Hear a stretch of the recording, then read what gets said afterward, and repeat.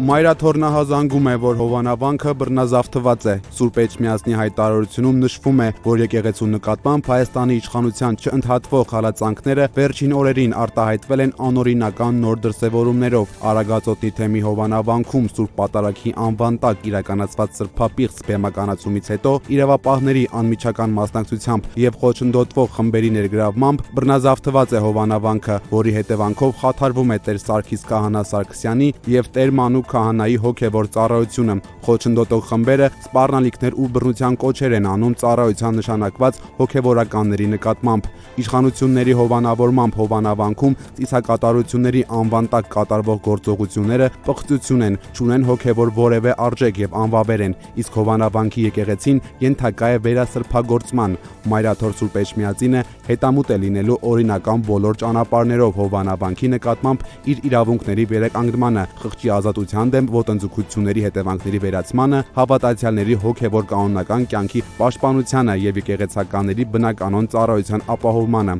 Աղոթում ենք, որ ամենակալ Տերը ապահով ու անվտանգ պահի մեր երկիրը եւ անսասան մեր Սուրբ եկեղեցին։ Ամեն։ Կարդում ենք Մայրաթորի հայտարարությունում։